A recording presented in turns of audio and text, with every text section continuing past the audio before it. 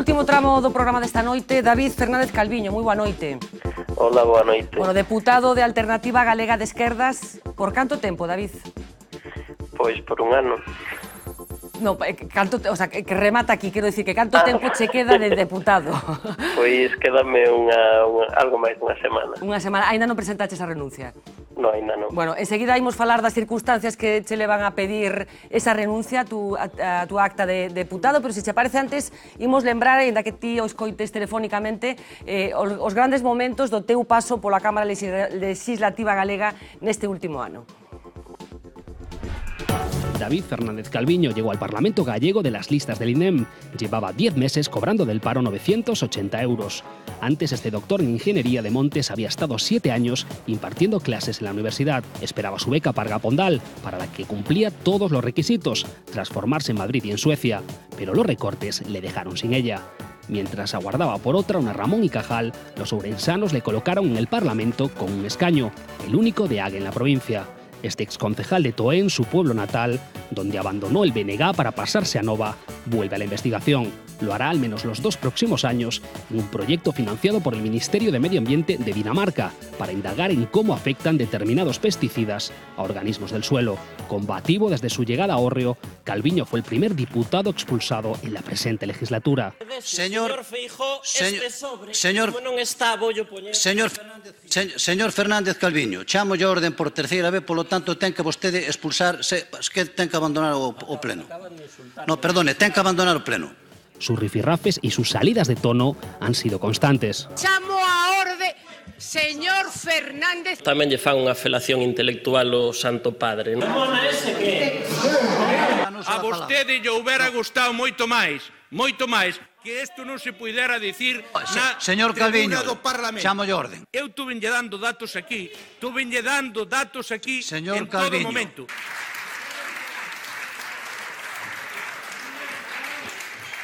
Señor Calviño, por favor. Pero que non é o lugar, señor Fernández. Ten que vostede Se non é o lugar o acostumarse. Parlamento galego, calé. Señor Fernández, chamo a orde por segunda vez e non quixera ter que chamarlo a terceira porque teño que retirarlle a palabra. 10 segundos. Señor Fernández, O único que se me fixo chamo outro a día cuestión por terceira vez e non ten a palabra xa. Xa non ten a palabra. Xa nos está...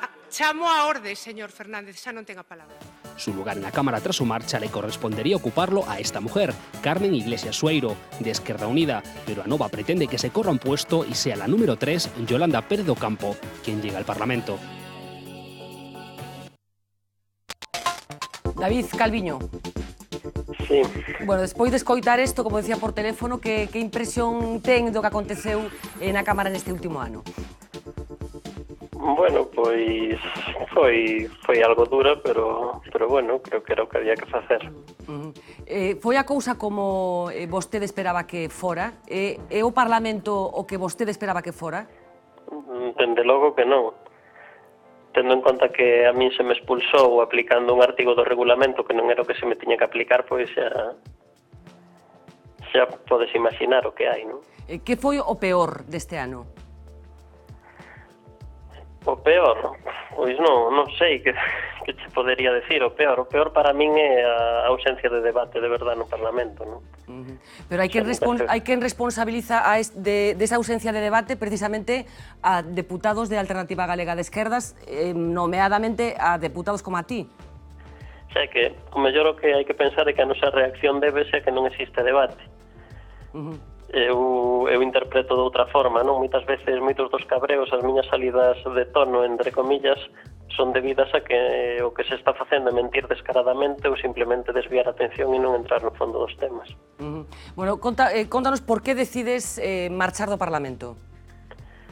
Bueno, pois eu decido marchar porque me surge esta oportunidade laboral e si continuo moito máis tempo alonxado da investigación, que neste momento non podo exercer en Galicia, pois despois íbame ser moi difícil poder reenganchar, e eu considero que o máis importante que o meu traballo, non? A miña verdadeira profesión, a política, para min é algo transitorio, un servicio público temporal, non é o meu modo de vida. En concreto, que é o que vas facer, David?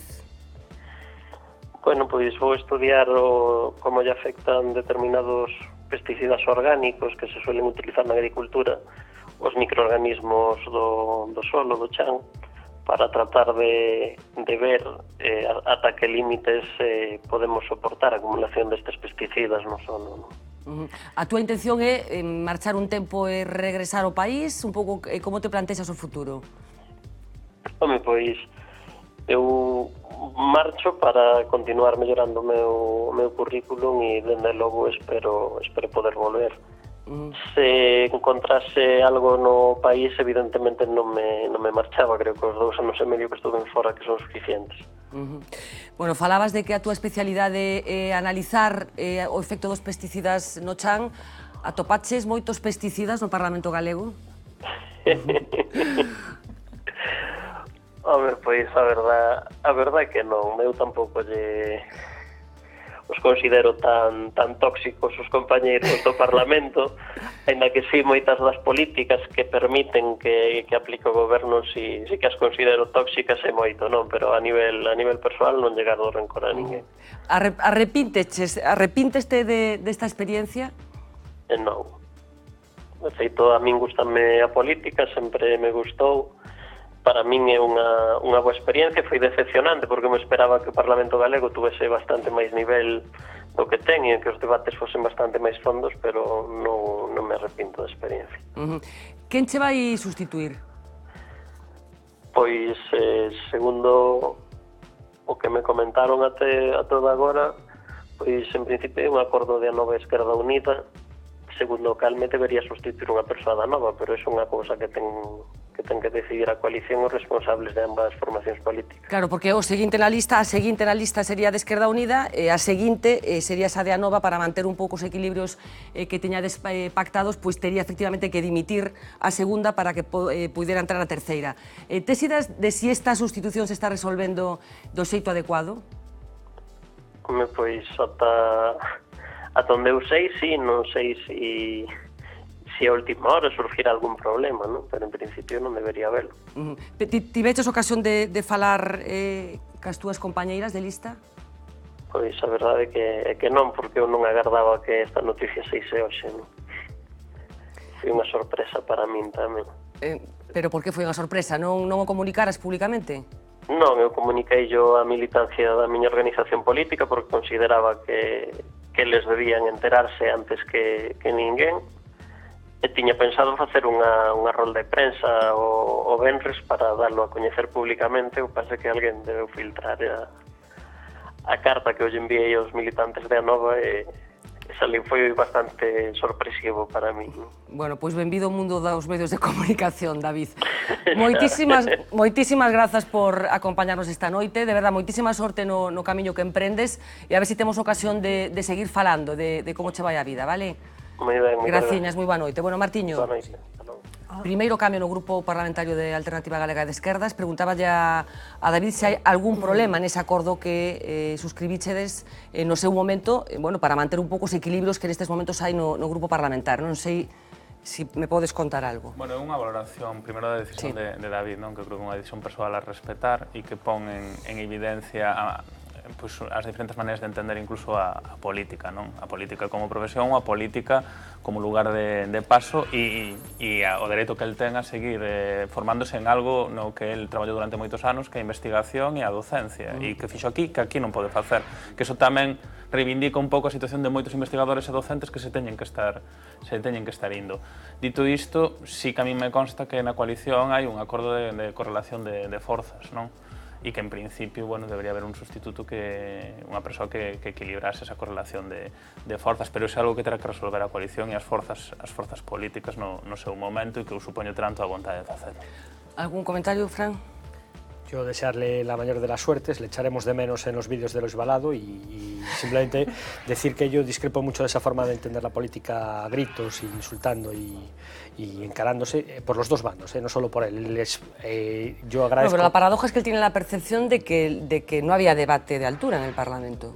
Él tiene esa percepción. Es que cuando también, los debates, pero si la prueba es de las cosas de las que debaten, si al final las noticias todas que trascienden del Parlamento, claro, de todas las cosas de las que trascienden del debate, al final acaba siendo la pelea. O sea, yo no sé, no conozco ninguna iniciativa que él haya presentado. Non é unha cuestión de percepción. No é un problema de lo que ocurre. É unha cuestión de saber o que aporta cada quen, non? E saber si poñerlle un sobre diante ao presidente, pegar uns gritos ou pegar uns puñetazos no Parlamento aporta algo ao debate. Eu creo que non, en todo caso, sí que é certo que non compartindo para nada esa estrategia política, eu a decisión profesional la entendo perfectamente. De todas maneiras, la decisión personal solamente faltaba que non la respetara, pues vamos. A entendo e eu no seu lugar seguro que faría o mesmo. A posición Puentes ao día de hoxe no programa, debe ser o café que nos tomamos antes do programa, porque claro, que entre o xogo de estigmatizar e simplificar o debate parlamentario en cuestións puntuais como el mismo di, e en resumilo todas esas cuestións, cando no fondo estamos falando dunha persoa, que un científico que tamén ten un bagaxe de fondo, independentemente de que en momentos puntuais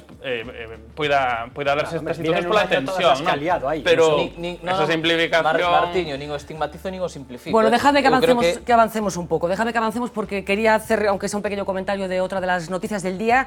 A primera hora de la tarde abandonaba la prisión de Teixeiro Inés del Río, que como saben había sido condenada por su participación en un gran atentado terrorista. Es el momento en el que Inés del Río abandonaba la prisión de Teixeiro, como vemos portando una icurriña que fue llevada hasta allí por sus familiares y por los amigos que fueron a recogerla a la prisión. Una decisión, una excarcelación que es fruto de esa sentencia adoptada ayer por el Tribunal de Derechos Humanos de Estrasburgo. Excarcelación inmediata por unanimidad. En menos de hora y media, los 17 magistrados de la Audiencia Nacional, presididos por el juez Marlaska, han estado de acuerdo. La sentencia es clara y contundente, dicen. En su auto de 7 páginas se limitan a ejecutarla. La condena de Inés del Río se da por terminada. Respecto a su indemnización, confirman que no la podrá cobrar. La Fiscalía ya había advertido al Pleno que el fallo de Estrasburgo no dejaba ninguna elección. España es un Estado de Derecho y como tal, el Estado de Derecho está sujeto a la ley de leyes, la Constitución, a los tratados internacionales que firma España y, por lo tanto, con el mayor respeto. Para el Gobierno tampoco había margen de maniobra. Son las consecuencias del cumplimiento, aunque les puedo asegurar que un día como hoy es un cumplimiento doloroso, de la sentencia de Estrasburgo. Tras la decisión de la audiencia, las consecuencias del fallo de Estrasburgo irán en cadena, aunque está por ver cómo se aplicará al resto de casos. Solo en la audiencia hay una treintena de recursos pendientes de resolución. Bueno, muchos casos que se van a beneficiar de la inaplicación de la doctrina Parot, no solamente la de Inés del Río, el caso de Inés del Río, que es el que hoy conocíamos, sino otros muchos presos, algunos vinculados a la banda terrorista ETA y otros presos comunes que acumulan muchos años de cárcel por haber participado en delitos de envergadura. Hemos estado en Vigo hablando con algunas personas que también van a beneficiarse de esta decisión del Tribunal de Derechos de Estrasburgo. Por ejemplo, algunos presos del Grapo que todavía permanecen en prisión. Con el fin de la doctrina Parot, 8 gallegos podrán conseguir su salida inmediata de prisión después de décadas de encierro. Y para os casos similares aos de Inés del Río, poderán alegala y, en consecuencia, se les aplicará y podrán salir de prisión. La liberación de Del Río abre la misma puerta para los 4 gallegos de los Grapo que en la actualidad permanecen en la cárcel: Olga Oliveira, Jesús Tela, María Jesús Romero y Jaime Simón Quintela, este último condenado a 163 años de prisión. Los que fueran sus compañeros en la lucha armada defienden su libertad inmediata apelando a la ilegalidad de la doctrina. Que cumpriron a condena. Hai algúns presos como Jaime Simón Quintela, que daqui de Vigo, que pertence ao Grapo, que leva 30 anos preso. Se realmente están pensando que un preso por loitar por o seu país ten que ser condenado a morte, pois que apoñan do Código Penal. Entonces os presos ou a xente que queira loitar, que sepa o que lle espera. 29 anos na cadea. Vas a Francia ou a Alemania, as cadenas perpetuas son de 20 anos. Eu non entro en... hai unha sentencia, ese tribunal fixo sentencias sobre a lei de partidos contra os presos políticos e a ilegalización da arrebatación do PCR, do Partido Comunista de España reconstituído, e outras asociacións e outros colectivos independentistas que tamén foron ilegalizados, e foi ese mismo tribunal. Al igual que ellos, también acaricia la libertad la coruñesa Josefa Rodríguez. Era la jefa de comando del ejército guerrilleiro y fue condenada a 83 años de prisión por atentado con muerte. Condena inferior a los 212 años que pidió la justicia para Manuel Lorenzo y Jesús Vela, los policías nacionales que acabaron con la vida de una familia de Nigrán después de retenerlos en su casa durante 18 horas. Su puesta en libertad hace que sean momentos muy complicados para los familiares de las víctimas. El gobierno español tiene que tomar una decisión rápida, inmediata y dura de decir, no señores, esto no es para nosotros. No pueden ustedes meterse en esto. También podría salir en libertad el narcotraficante José Luis Charlín, hermano del patriarca del popular clan arausano. De no ser por la doctrina, habría pisado la calle en el 2008. Bueno, reacciones diametralmente opuestas en función de quién valore esta anulación de la doctrina Parot. Non sei cal é a túa, Pilar. Pois a miña impresión é que desde onte o que se está producindo políticamente e mediáticamente tamén é unha confusión enorme. En primeiro lugar, eu non vexo a conto de que hai que reiterar por parte de quen o facemos e de quen o fixemos, en concreto como viceportavoz do Grupo Parlamentar do Bloque Nacionalista Galego no Parlamento Galego fíxeno reiteradas veces, resumindo o principio de que de xamais deben falar as armas e deben falar só as palabras en política. Entón, eu non vexo a conto de que isto hai que reiteralo unha e outra vez como unha especie de ladaíña ou de oración nunca conclusa. En segundo lugar, Estrasburgo, é dicir, o Tribunal de Dereitos Humanos, o que condena é a retroactividade imposta xudicialmente por parte das autoridades españolas e o que hai que aclarar é que esta, por exemplo, a reclusa que saiu hoxe mesmo, se non me engano nos anos, son 26 os que levaba xa efectivamente cumprindo. Entón, se iso, en prisión encerrada, se iso efectivamente non se xulga que é xa castigo suficiente, quen así opine debe, en primeiro lugar, formular unha emenda á totalidade á Concepción Arenal e á doutrina que esta famosa ou esta benemérita penalista ou reformista estableceu.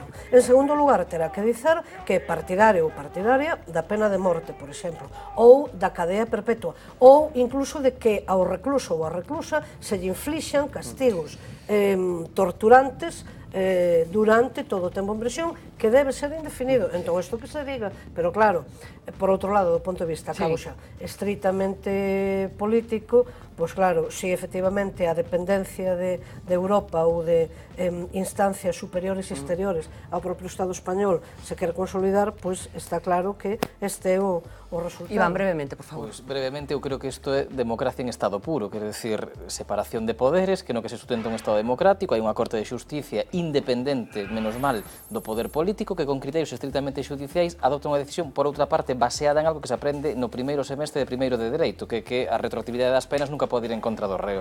O que pasa é que neste país, desgraciadamente, estamos tan mal acostumbrados ás inxerencias políticas no poder xudicial que nos parece extraño que haxe unha Corte Xudicial que poda decidir a marxe do que pensa o Goberno de España e do que pensen os poderes políticos. Martiño? Bueno, eu creo que aquí fixose unha reinterpretación do Código Penal, buscose un atallo no seu momento e esta sentencia que ven a colocar as cousas no seu sitio e a decir que eso non pode ser, e o está dicindo un Tribunal de Dereitos Humanos de Estrasburgo.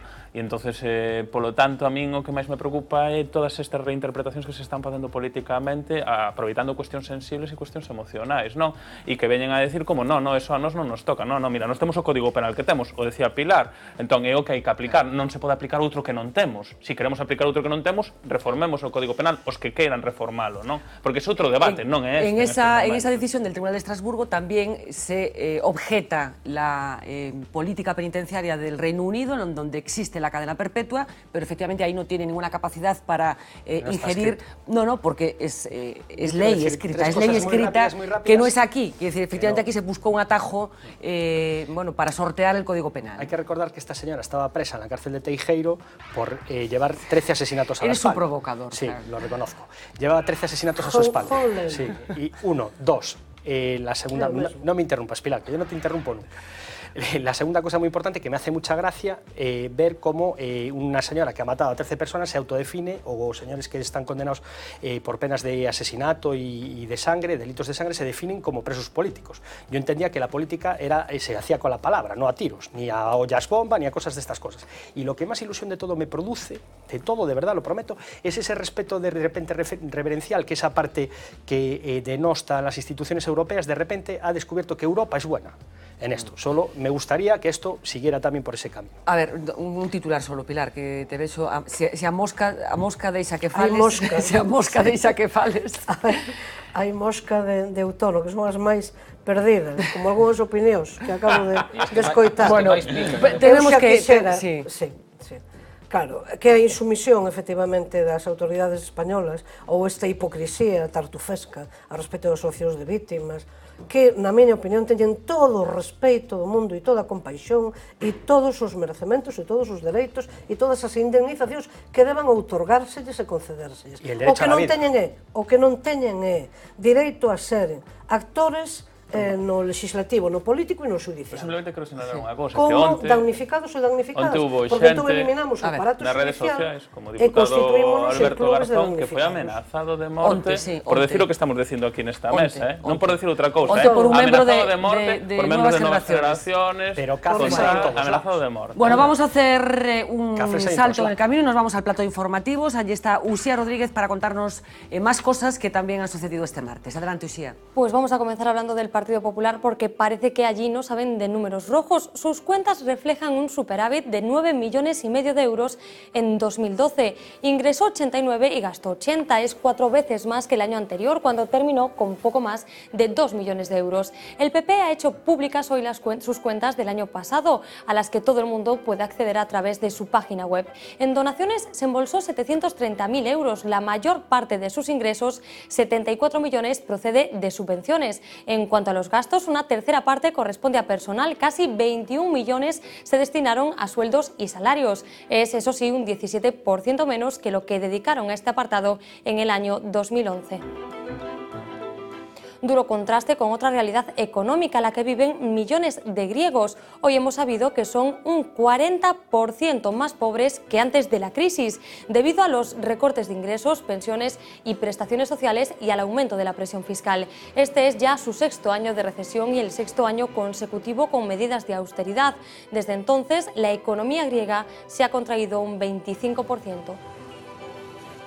Volvemos a España y a hablar del Partido Popular, porque José Luis Baltar se sentará en el banquillo este mismo verano. El juicio oral contra el expresidente de la Diputación de Ourense se celebrará entre el 30 de junio y el 4 de julio. El expresidente del PP ourensano está acusado de un delito de prevaricación por la supuesta contratación irregular de 104 personas. Se piden penas de hasta 10 años de inhabilitación para ocupar cargos públicos, aunque Baltar padre ya se ha retirado de la política. La vista oral durará 5 días debido a la gran cantidad de testigos, medio centenar, que pasarán por el juzgado. Entre ellos hay más de 15 alcaldes populares. Prácticamente ser feminista es suficiente motivo para figurar como persona peligrosa en el Congreso, sino que se lo pregunten a la profesora de Derecho Constitucional en la Universidad de Alicante, Mar Esquembre. Acudió al hemiciclo como invitada por 2 diputadas socialistas, pero para poder entrar tuvo que pasar un humillante registro. En una habitación unos agentes la mandaron desnudarse, luego estuvieron con ella en la tribuna hasta que se marchó. El objetivo era evitar episodios como el protagonizado por el colectivo Femen. El Congreso investigará lo sucedido. Me meten a un cuartito y me piden que me vaya sacando la ropa. Luego ya me pidieron que me bajara que me quitara los pantalones también. Me acompañaron a la tribuna del hemiciclo, una de las policías. Y ahí viene lo más humillante, más que desnudarme, y es que estuvo en todo momento durante la media hora que permanecí allí sentada a mi lado. Yo creo que es mejor que haya algún incidente de vez en cuando que tener unas medidas muy rígidas que excluyan todo. ¿Hasta qué punto puede incrementarse el número de espectadores que van al cine cuando las entradas bajan de forma considerable su precio? Esta que van a ver es La Respuesta, una interminable cola para ver los últimos estrenos por 2,90 €. La iniciativa se llama La Fiesta del Cine y a ella se han apuntado ya más de 1 millón de personas. Si comparamos este lunes con el lunes de la semana pasada, el público asistente creció un 550%. Visto lo visto, quizás la escasez de espectadores en las salas no se deba tanto a la calidad de la programación como a unos precios poco populares. Así terminamos este último repaso, Fernanda. Una reacción masiva muy interesante que supongo que será objeto de estudio y de atención por parte de muchos para llegar a entender por qué la gente ha decidido ir al cine cuando costaba 3 euros y no con esos precios de locura que tenemos habitualmente. Primera página del periódico de mañana, titular de apertura: la Xunta recortará otro 25% las ayudas para la compra de libros de texto. Educación congela todos sus contratos de servicios, principalmente de transporte y comedores escolares para los años 2014 y 2015. Foto de primera para un asunto que acabamos de tratar: 24 asesinatos y 26 años de cárcel. La etarra Inés del Río sale de la prisión de Teixeiro tras la sentencia del Tribunal de Estrasburgo. Más titulares que ocupan esta primera página.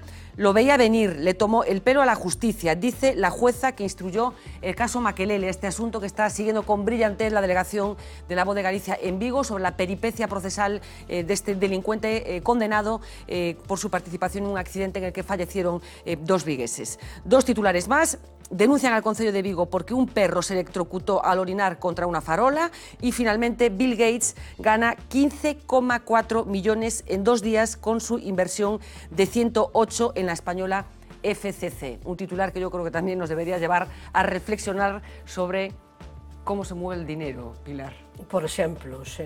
O dinero de algúns. O dinero de algúns, efectivamente, dos que yo teñen si tuviera dinero. 108 millones para meter en algún sitio, no los metería en FCC, ya te lo digo yo. Pero podríamos inaugurar un novo subxénero teatral denominado escenario de obscenidades. Exactamente. Eu creo que Rajoy fiche para ministro de Economía o que lle fai as contas ao Partido Popular. Con ese superávit. Bueno, de momento vamos a quedarnos con el off the record de Lois Balado, que hoy hace doblete y que le dedica a Mariano Rajoy, que se ha convertido en un auténtico maestro de buscar excusas.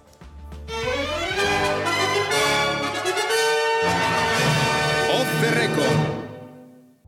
De los creadores del Silencio de los Corderos Ibéricos. Su vida apacible se torna en una tremenda tensión. La secuencia es tan importante, el drama tan intenso, que no queremos turbar con nuestro comentario la esencia de la filmación.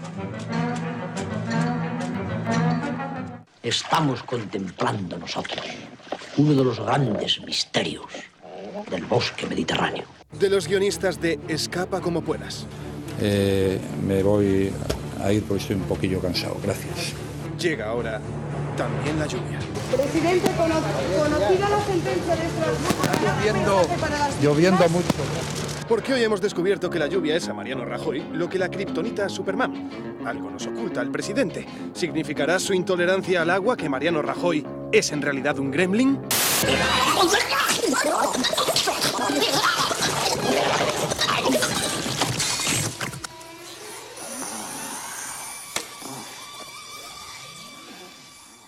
No voy a necesitar más de 2 palabras. Es falso. Es una auténtica pena que la meteorología influya tanto en el presidente, porque ya lo hemos visto en el cine, qué cantidad de cosas bonitas se pueden hacer bajo la lluvia. Por ejemplo, esta película hubiese perdido bastante chicha si Rajoy hubiese sido el protagonista. ¿Por qué no me escribiste? ¿Por qué? Tenía unas notas, pero soy incapaz de entenderlas. ¿Me escribiste? Está lloviendo mucho. Me voy a ir porque estoy un poquillo cansado. Gracias. Aunque lo cierto es que de todas las excusas que nos ha puesto Rajoy, la de no mojarse podría ser la que más se ajusta a la personalidad del presidente.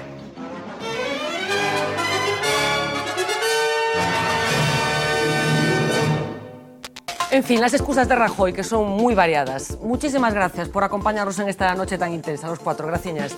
Regresamos mañana a 10 menos 20, como siempre, en directo. Sean felices.